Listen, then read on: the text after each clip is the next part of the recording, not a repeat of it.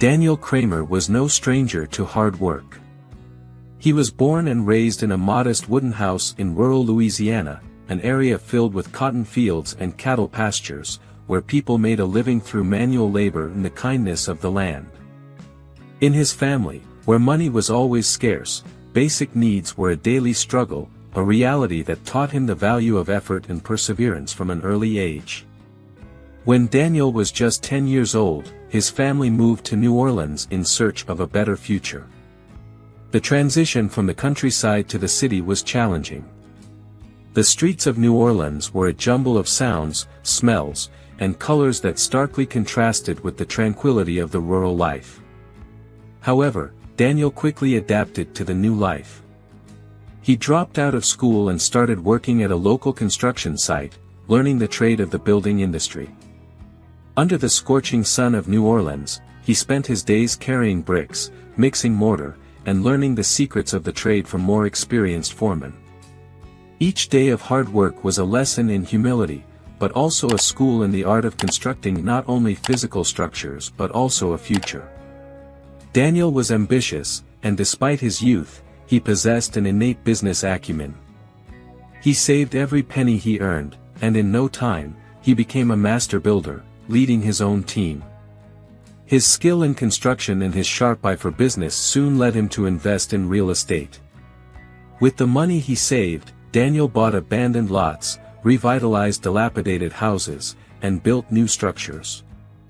Each property he acquired and renovated became a source of passive income for him and his family. Daniel was not just building houses, he was building a legacy, ensuring a future for those he loved. On a night after a long day of work, as he admired one of the houses he had just completed, Daniel murmured to himself, "Boy, you started with nothing, and now, look at what you have built. You have built a future for yourself and your family. Never forget where you came from and never stop working hard." And so, the young boy from rural Louisiana, who once only knew poverty and scarcity, became a successful master builder and real estate investor in New Orleans, always with one eye on the brick and another on the future.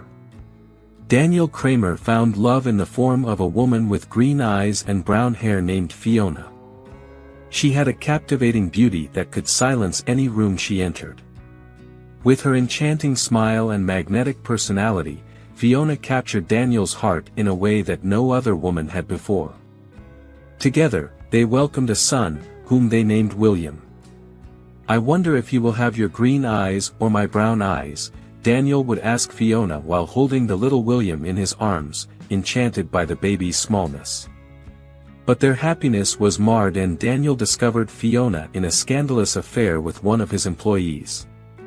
His words still echoed in his memory, "Fiona, how could you? I gave you everything, and this is how you repay me."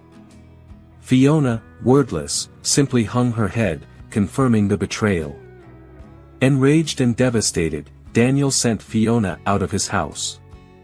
"You are no longer welcome here, Fiona," Daniel declared, the deep pain evident in his gaze.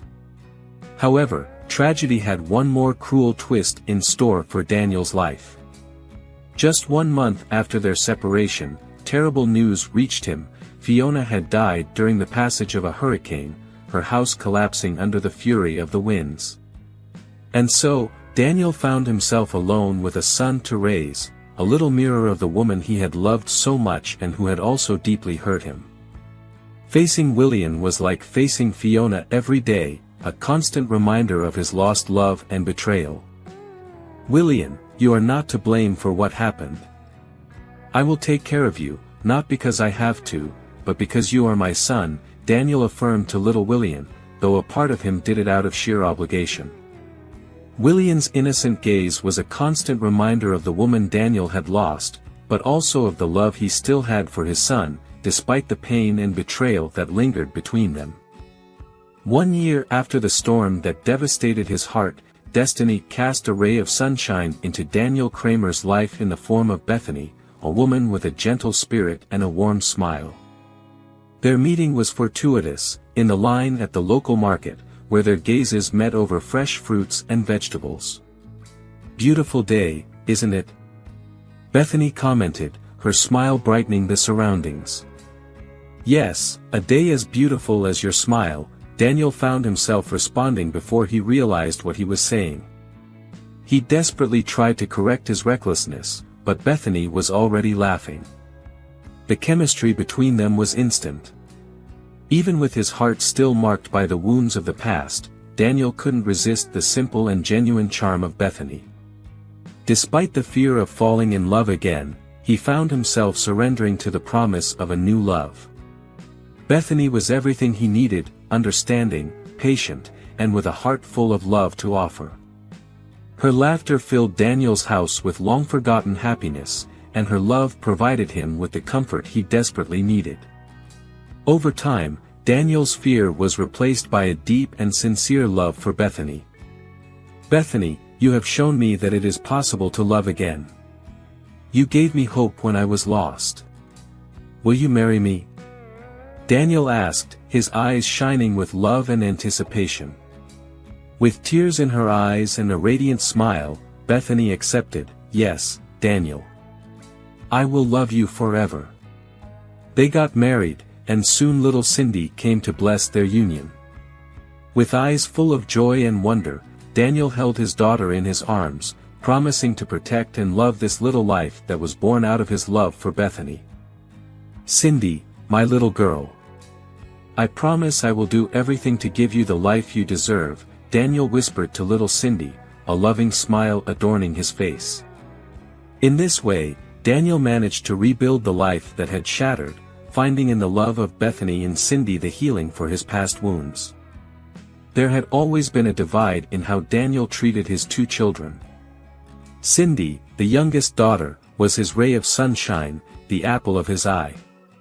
On the other hand, for Daniel, William was the painful reminder of a wound that never healed, a constant embodiment of Fiona, the woman who betrayed his trust. During dinner, for example, the difference in treatment from Daniel was clear. While serving Cindy with the biggest plate of lasagna, Daniel ignored the hopeful gaze of William. Dad, I also want more lasagna, William dared to ask, his tone low and timid. Can you stop bothering? You can only eat when Cindy finishes, Daniel retorted, his voice harsh and unforgiving. William shrank back, his pale face taking on an even grayer tone. However, even in the face of his father's rejection, there was a beacon of hope and love in his life, Bethany. Bethany, always attentive, quickly served more lasagna onto William's plate. Don't mind what he says, William. You are a wonderful boy, Bethany said in a comforting whisper, gently caressing the boy's head. Bethany loved William as if he were her own child, offering the love and protection that Daniel refused to give. She was the mother that William had lost, a safe haven in a stormy sea. Thank you, Bethany. I mean, Mom, William whispered, the label slipping so naturally from his lips that Bethany smiled in response. You're welcome, my love, she whispered back, a sweet smile adorning her lips as she held William's hand, conveying all the love and care she felt for him. And in that simple act, even without words, she promised to protect him from the world, even from his own father. The years unfolded, with the Kramer family finding a kind of unstable balance in their lives. Despite the deep scars of pain and resentment, they managed to build a relatively peaceful existence. However, as if a cruel shadow loomed over the family, after 15 years of an affectionate and understanding marriage, Bethany was struck by a relentless illness. It was a sunny spring day when Bethany received the diagnosis.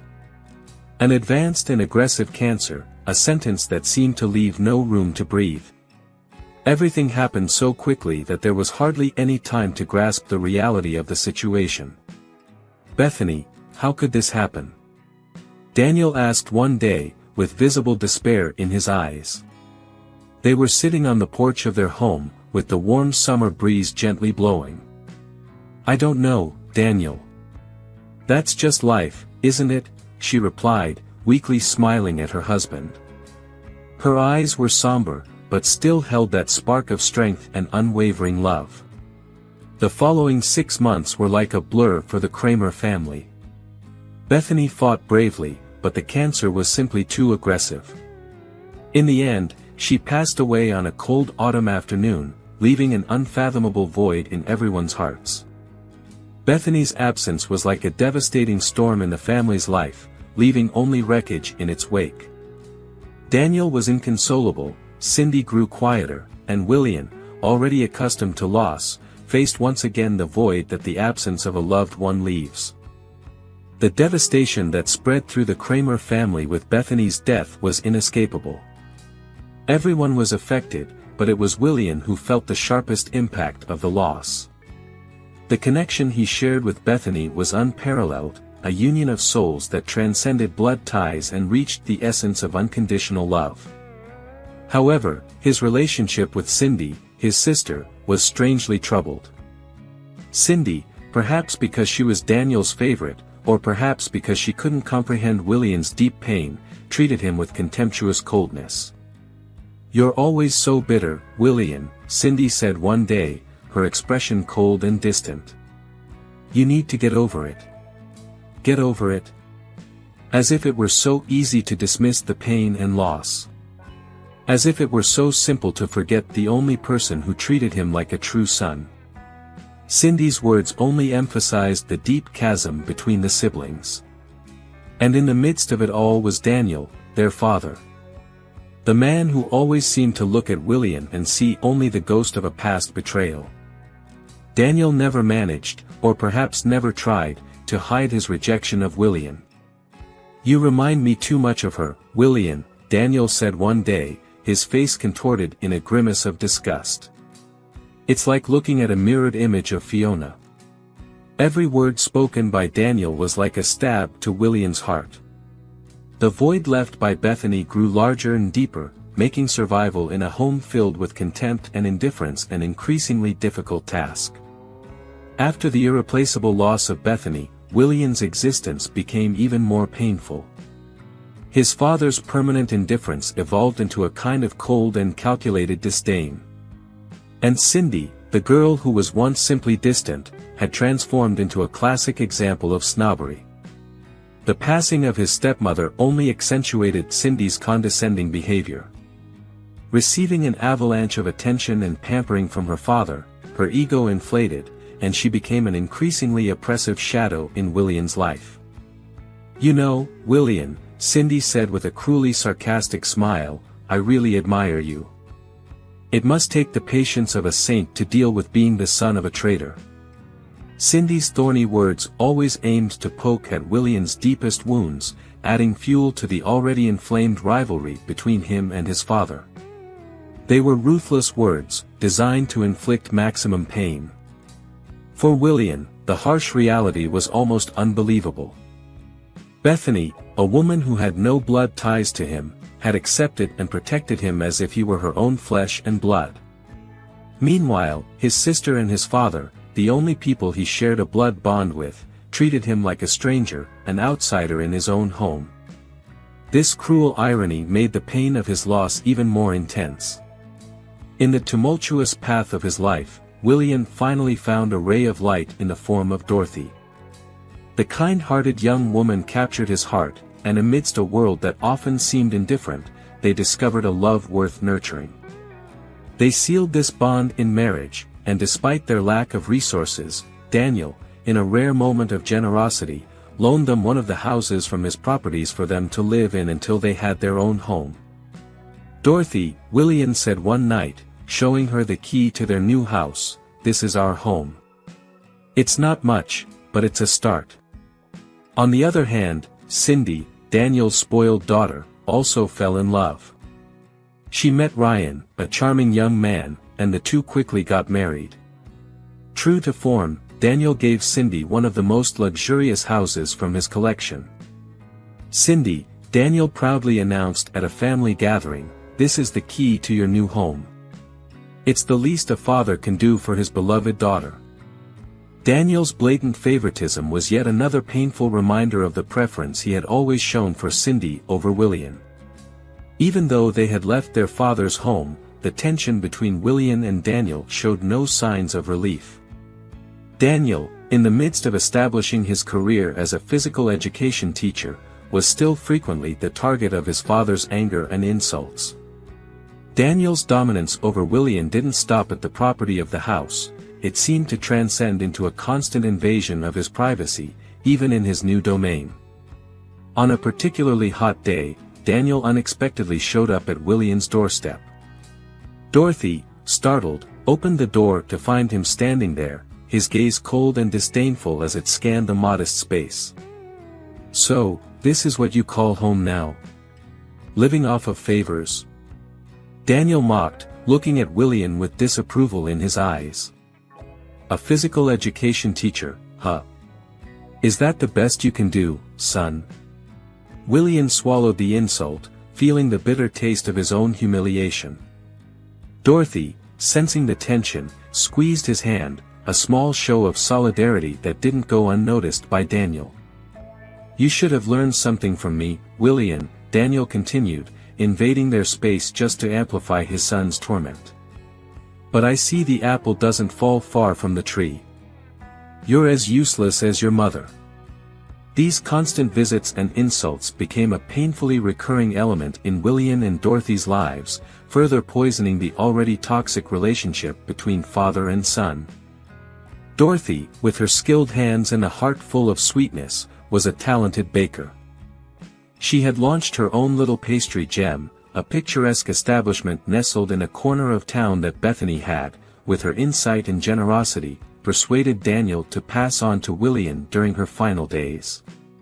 The walls of the establishment echoed with the sweet and enticing fragrance of fresh cakes, mouth-watering frostings, and colorful sprinkles. It was an extension of Dorothy herself, a reflection of her kind, welcoming, and resilient soul, turning every ingredient into a memorable culinary experience. In contrast to Dorothy's sweetness, Cindy and Ryan were untamed spirits, always in search of the next adventure. They dove into ventures with the boldness of those who know no fear, exploring extravagant ideas and audacious plans that rarely bore fruit. But Daniel, with his heart always inclined towards his daughter and son-in-law, was always willing to finance their bold dreams. He didn't hesitate to open his wallet to support their ventures and failures, never denying Cindy and Ryan the chance to pursue their next big plan, no matter how eccentric it might be. On a sunny afternoon, Cindy approached her father with a longing expression painted on her face. "Dad," she said, "I need a commercial space to open my clothing store. Would you help me make it happen?" Without a moment of hesitation, Daniel agreed, resolute and determined to give Cindy what she wanted, even if it meant taking away Dorothy's beloved establishment. The news of the fate that her precious commercial space was about to suffer reached Dorothy's ears. Her eyes filled with tears, and a sense of injustice permeated her heart. With regret, she shared the news with William. "Darling, your father, he wants me to vacate the pastry shop. He's planning to give the place to Cindy for her clothing store." William's blood boiled with indignation, and a fierce determination took hold of him. He went to Daniel, ready to confront the injustice. "Father," he said, his voice trembling with anger, "what you're doing is unfair. Dorothy worked hard to establish her pastry shop. You can't just take it away to satisfy Cindy's whims." The argument escalated, turning into a storm of anger and old resentments. Sharp words were exchanged like blades, with buried hurts resurfacing, intensifying the fierceness of the discussion. Daniel's anger reached its peak, culminating in a final threat. "If you don't apologize right now, William, you and Dorothy will have to leave the house I kindly lent to you." But William, firm in his conviction, did not bend. "I won't apologize for standing up for what's right, Father," he said, pride and courage sparkling in his eyes. With a heavy sigh, he decided to leave the house, preferring to face uncertainty rather than yield to injustice. With dignity as their only shield, William and Dorothy gathered their belongings, leaving behind the home that once harbored hopes and dreams. Each step toward the exit echoed through the house, punctuating their departure. At the threshold of the door, they cast one last look back.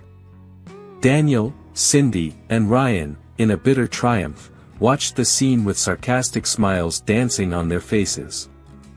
"I bet you'll be back before the end of the month, begging for forgiveness," Ryan laughed, his words echoing cruelly in the void left by William and Dorothy's departure.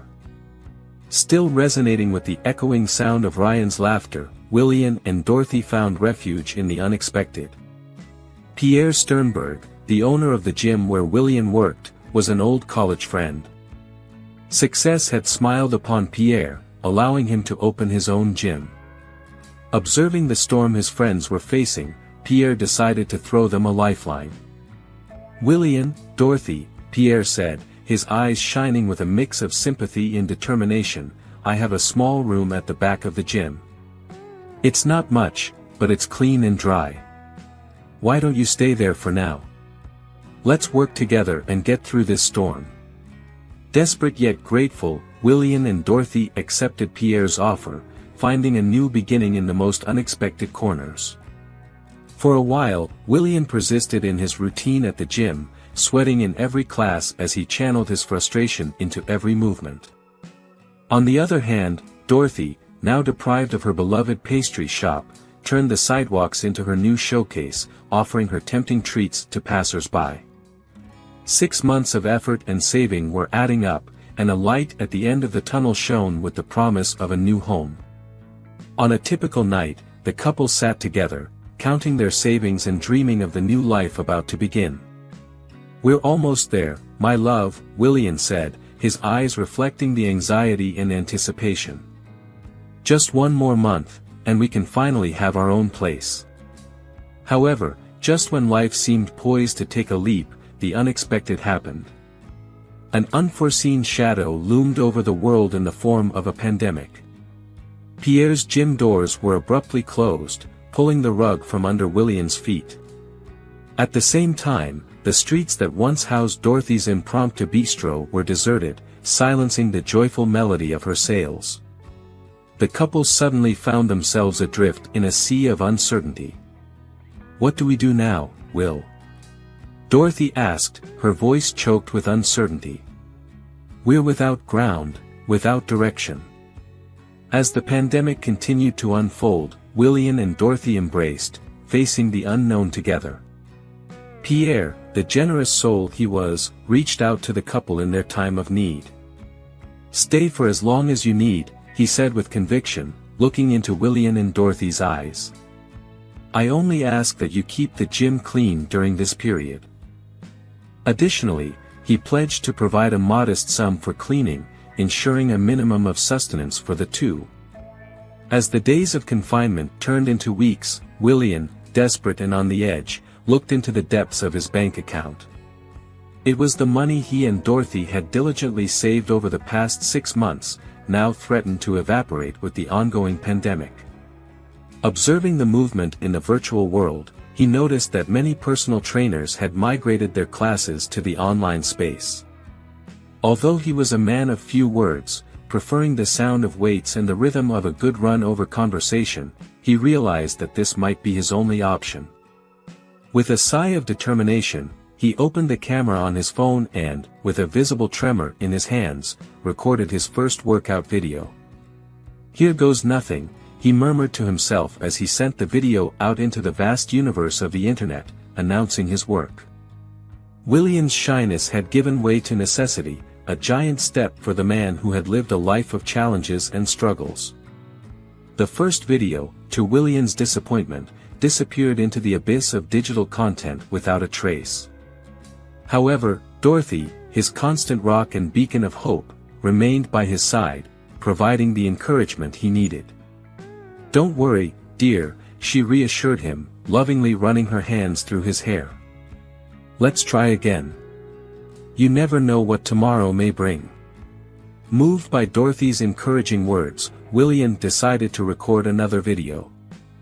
The light of the following day brought with it a wave of popularity that William could never have anticipated. Suddenly, his phone was buzzing constantly, notifications filling the screen. His video had gone viral, gaining unexpected popularity at a phenomenal speed. He was stunned, almost unable to believe his eyes, as he read messages from people from all parts of the country and even distant places in the world, all requesting his classes. The uncertainty and desperation that had loomed over him had been replaced by a ray of hope.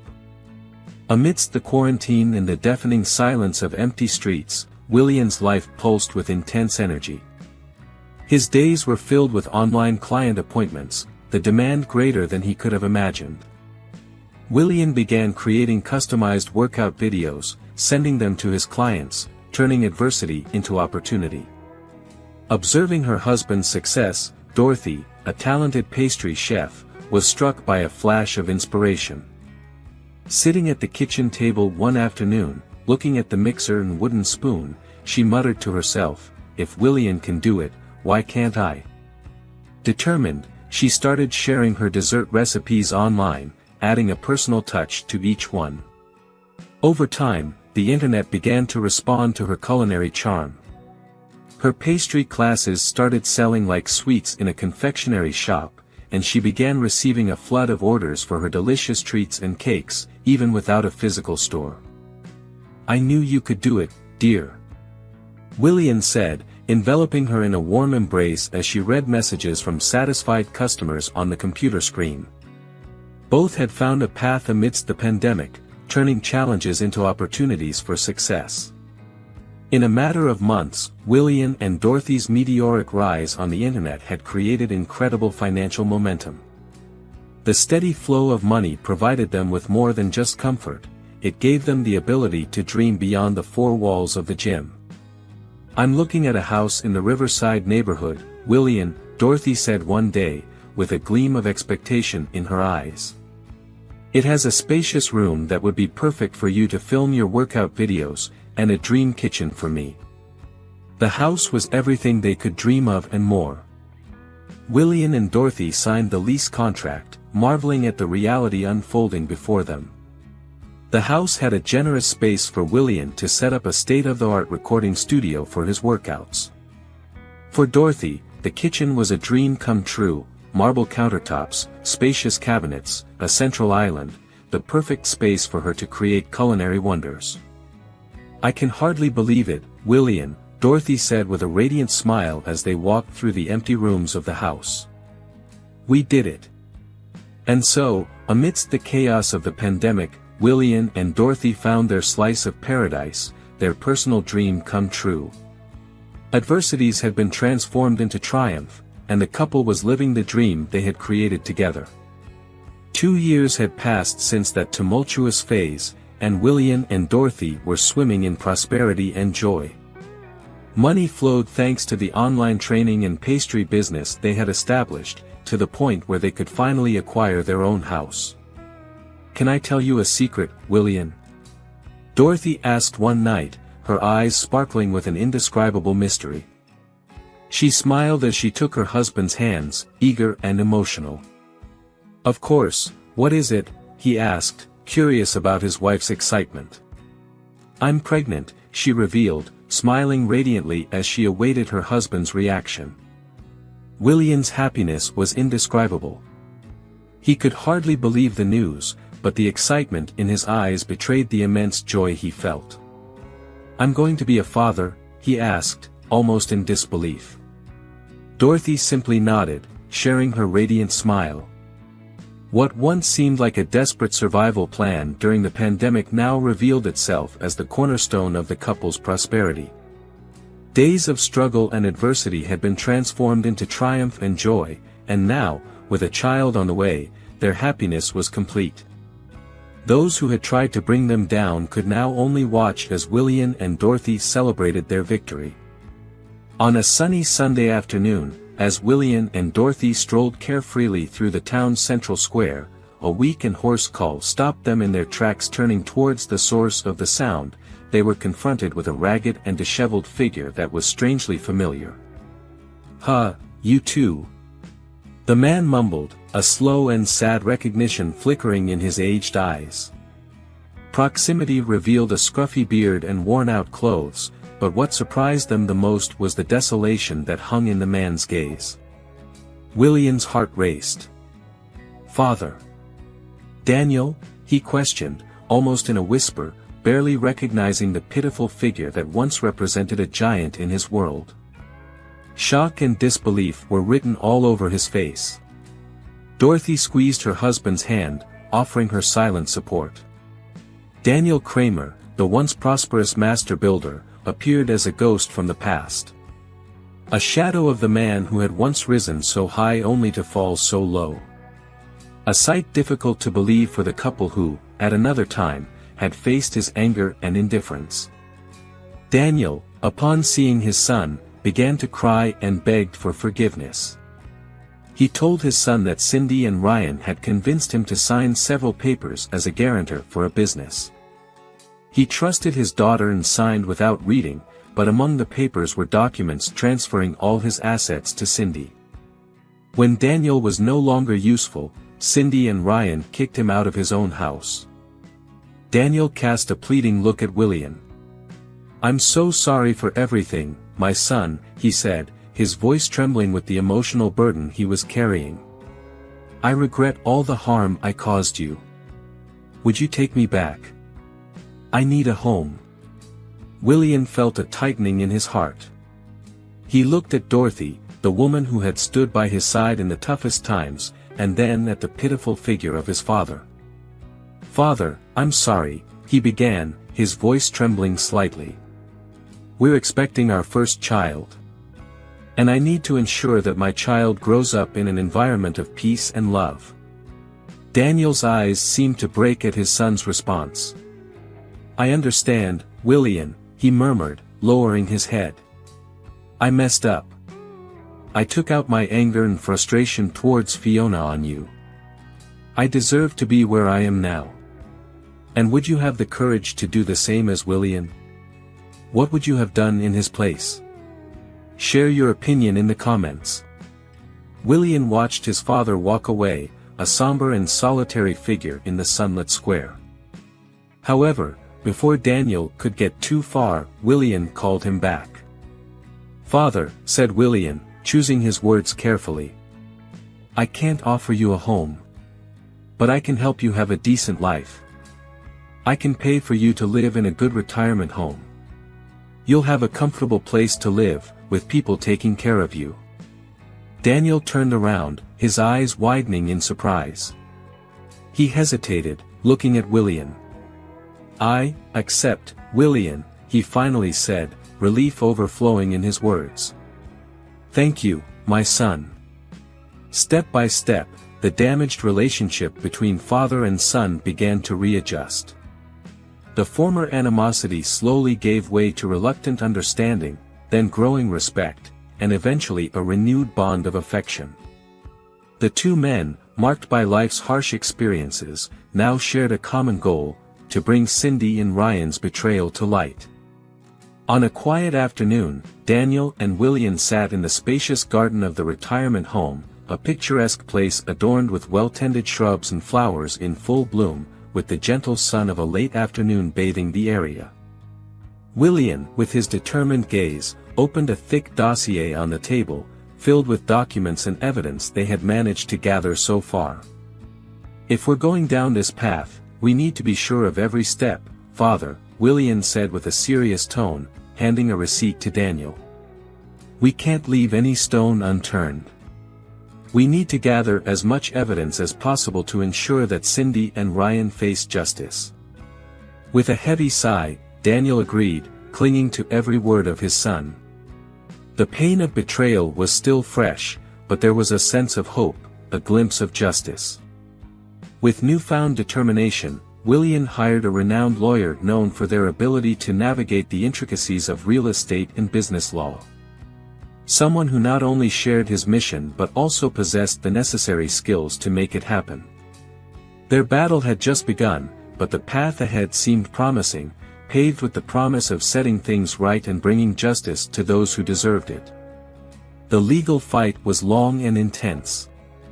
Cindy and Ryan, backed by Daniel's resources, hired top lawyers. But William, with his growing income and unwavering determination, also had the resources needed to face the battle. He was convinced that Cindy and Ryan had cruelly exploited Daniel's trust and desired justice. As the legal battle unfolded, the lives of William and Dorothy continued to thrive. Dorothy gave birth to a healthy and happy boy whom they named Benjamin, and her bakery business flourished even more, both online and physically when they were able to open a physical store after the end of pandemic restrictions. William, on the other hand, continued to succeed with his online training and also began conducting workshops and seminars for aspiring personal trainers. Benjamin was a ray of sunshine in their lives and proof that all their suffering had been worth it. Daniel, in turn, was adjusting to life in the retirement home. He felt sad and lonely, but the environment was comfortable and the staff took good care of him. Regular contact with William and occasional visits from Dorothy and Benjamin gave him something to look forward to, and he began to reconcile with his mistakes. Gradually, Daniel and William rebuilt their relationship. Daniel expressed genuine remorse, and although William still felt the pain of rejection, he saw that his father was truly sorry. Over time, they began to share stories, laugh together, and even enjoy each other's company. Benjamin, the grandson, brought even more unity and joy to their lives. Finally, after a year of legal dispute, the court's decision was announced. The judge ruled in favor of Daniel, declaring that Cindy and Ryan had abused Daniel's trust and falsified documents. All assets were returned to Daniel, and Cindy and Ryan were required to reimburse all the sums they had extracted from Daniel's assets. However, the aged and disillusioned Daniel chose not to resume his construction and property businesses. Instead, he decided to sell everything, keep his house, and live a simple life. With the money he obtained, Daniel did something he had never thought of doing before. He sincerely apologized to William and asked for forgiveness for his mistakes. Afterwards, he gave most of the money to William and Dorothy, stating that he wanted to secure the future of his grandson and those who truly cared for him. William, though initially reluctant, accepted and promised to use the money for Benjamin's well-being. Cindy and Ryan, on the other hand, were forced to face the consequences of their actions. They lost all their luxury and were forced to start from scratch, becoming known for their deceitfulness. In the end, Daniel, William, Dorothy, and Benjamin found the peace and happiness they sought. Daniel, who had spent his whole life building a fortune, now lived a quiet and modest life, focused on rebuilding his relationship with his son and enjoying his grandson. He also made great friends in the retirement home and visited them whenever he could, sharing his experiences and wisdom with other residents. William and Dorothy, on the other hand, continued to thrive in their businesses. They helped transform the community through philanthropic actions, sponsoring physical education and pastry training programs for underprivileged youth. With the money they received from Daniel, they created a foundation to support people who had experienced rejection and emotional abuse. Daniel Kramer's story, a man who went from wealth to poverty, from sorrow to redemption, served as a valuable lesson for everyone in the community. Life is not always fair, and actions have consequences. But above all, it showed that it is never too late to redeem oneself, seek forgiveness, and do the right thing. And so, life continued its course. The house that was once the scene of scandals and family conflicts was now a home filled with laughter, love, and joy. In the end, everyone discovered that true wealth is not measured by money or properties, but by the love and support of family and friends. And that was the greatest lesson Daniel Kramer left for his son, daughter-in-law, and grandson. If you enjoyed the story, leave a like and share. Big hugs, and see you in the next video.